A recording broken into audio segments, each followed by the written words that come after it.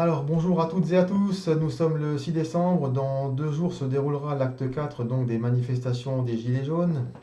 Donc manifestations qui ont démarré le 17 novembre et qui ont eu pour point de départ une énième taxe sur les carburants.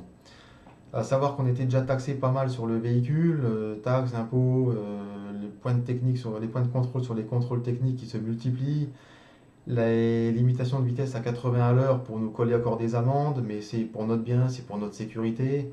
Et là, c'est toujours pour notre bien, on nous taxe pour la transition écologique. Mais vous aurez noté qu'on nous taxe toujours pour notre bien. Déjà sous Sarkozy, ils avaient mis, il me semble, des taxes sur les sodas pour lutter contre l'obésité. Là, on veut taxer aussi dans la nourriture, les plats tout faits, etc., les plats trop salés, parce que pour lutter contre les problèmes de santé, contre l'hypertension. On nous spolie nos jours fériés les uns après les autres par solidarité envers les personnes âgées. C'est toujours l'enfer est pavé de bonnes intentions, comme on dit. Toutes les taxes qu'on nous met, toutes les spoliations qu'on nous fait, c'est toujours pour notre bien. Il faut toujours qu'on soit gentil, qu'on soit compréhensif. Mais là, cette fois, trop, c'est trop. Mais mis à part ça, il faut comprendre pourquoi on nous spolie, pourquoi on nous taxe, à qui ça rend service et où ça va.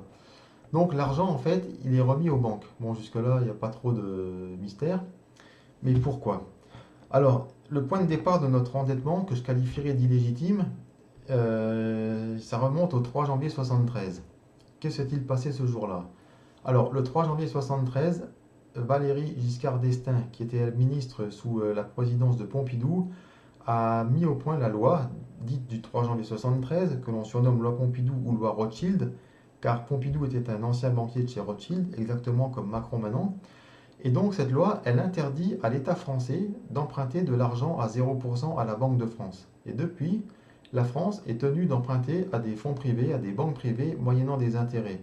Et c'est à partir de là que la dette française a commencé à naître, à se développer, à croître, pour atteindre aujourd'hui quelque chose comme 2300 milliards. La France, aujourd'hui, elle a quelque chose comme 2300 milliards de dettes qui nous génère tous les ans maintenant 50 à 60 milliards, voire plus d'intérêts de dettes par an. Et quand on n'arrive pas à payer ces intérêts de dette, qu'est-ce qu'on fait? Eh bien, on emprunte, moyennant des intérêts, et ça accroît encore le capital de la dette. Donc, il fait boule de neige, qui ne cesse jamais de faire boule de neige, et donc, on ne va jamais arrêter de se faire étrangler pour payer une dette qu'on ne peut pas payer. Alors, mon message, il va à l'attention des Gilets jaunes, c'est que je voulais leur dire que je suis de tout cœur avec eux, mais on ne se bat pas que avec les nerfs et les tripes, on se bat aussi avec la tête. Ça, c'est très important. C'est bien d'avoir de l'énergie dans la lutte, dans le combat, mais il faut par-dessus de la connaissance. Donc, ce que je peux conseiller à tout le monde, moi, c'est d'éteindre la télé, arrêter de regarder la 1, la 2, BFM Shot et tout ça, toutes ces chaînes de merde là qui vous apprennent rien. Elles appartiennent à toute l'oligarchie qui a mis Macron en place. Donc vous pensez bien qu'ils ne vont pas vous informer sur leurs conneries. Ils ne vont pas vous donner de la vraie connaissance, du vrai savoir. Donc pour ça, orientez-vous plutôt vers des chaînes comme Russia Today ou TV Liberté, pour ceux qui regardent la télé, etc. Ce sont des chaînes Internet. Informez-vous plutôt sur des sources alternatives, on en trouve beaucoup sur Internet. Et sinon, il y a des livres aussi assez intéressants à lire que je voulais vous présenter. Donc, pour ce qui est de la loi du 3 janvier 73, il y a cet ouvrage de Pierre-Yves Rougeron, donc Enquête sur la loi du 3 janvier 73. C'est rédigé dans un français intelligible, c'est simple, c'est bien construit, ça se lit très bien, et ça va vous faire comprendre le point de départ de l'endettement de la France. Et ça, j'insiste là-dessus, il faut d'apprendre, c'est capital. Il faut absolument que les gens soient au courant de ce truc-là. Car tous les présidents, tous les médias depuis lors, ils n'en ont jamais parlé. Ils sont tous restés motus et bouche cousue. Ça, c'est ce qui nous a foutu dans le gouffre. Et par-dessus, donc il y a un deuxième ouvrage qui est très intéressant. Et par moment, cette histoire de loi de 3 janvier 73 est redondant, ça revient là-dessus. Donc ce livre-là, c'est donc Kleptocratie française de Héloïse Benamou. Et il vous explique comment on a spolié, disons, la sécurité sociale, comment on l'a plombée. Voilà, ça c'est très important à savoir.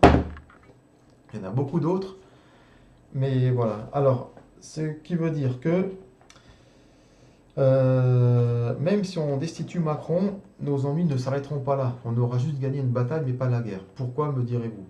Eh bien, tout simplement parce que cette loi du 3 janvier 73, elle est devenue par la suite sous l'impulsion de ce même VGE, donc Valéry Giscard d'Estaing, elle est devenue article 104 du traité de Maastricht. D'accord? Ça a été introduit donc dans les traités européens et là, ça s'est propagé à tous les pays européens ou au minimum, à minima, à ceux de la zone euro. Plus tard, cet article 104 du traité de Maastricht est devenu article 123 du TFUE. Ce qui veut dire que même si on dégageait Macron maintenant, on continuerait toujours à s'endetter comme ça, mais cette fois sous l'égide européenne, à cause de l'article 123 du TFUE, donc c'est un des articles de l'actuel traité de Lisbonne. À savoir que le traité de Lisbonne, il se décline en deux axes, le TUE et le TFUE, donc le traité de l'Union européenne et le traité de fonctionnement de l'Union européenne. Bon, la frontière, des fois, est un peu floue entre les deux, mais voilà.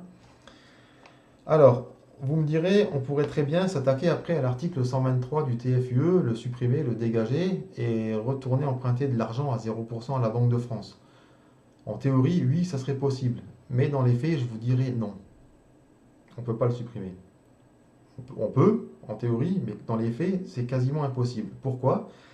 Parce que dans le TUE, il y a ce qu'on appelle l'article 48, donc cette fois du TUE, qui stipule que pour modifier, pour supprimer, pour changer la virgule d'un article d'un traité, il faut l'unanimité de tous les pays membres.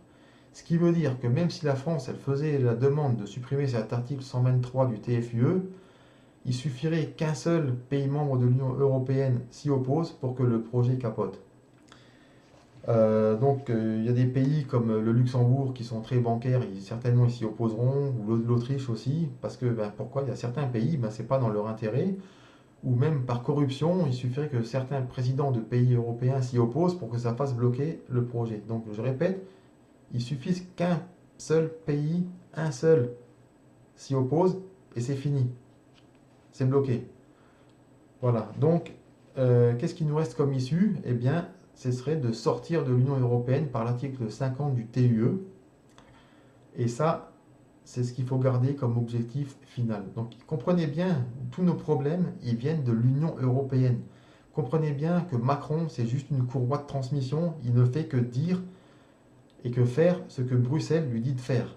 Il applique les GOPÉ. Ça aussi, c'est régi par les articles des TFUE et du TUE, à savoir l'article 121, qui stipule qu'un membre de l'Union européenne est tenu d'appliquer ce que l'on appelle les GOPÉ, les grandes orientations de politique économique pondues par Bruxelles. Donc Macron, il n'invente rien. Macron, il décide de rien. Macron, c'est qu'une marionnette. Ok? Donc ça, c'est l'objectif final. Allez, sur ce, bonne soirée à tous et gardez vos forces pour samedi. Pace salut, aidez les amis.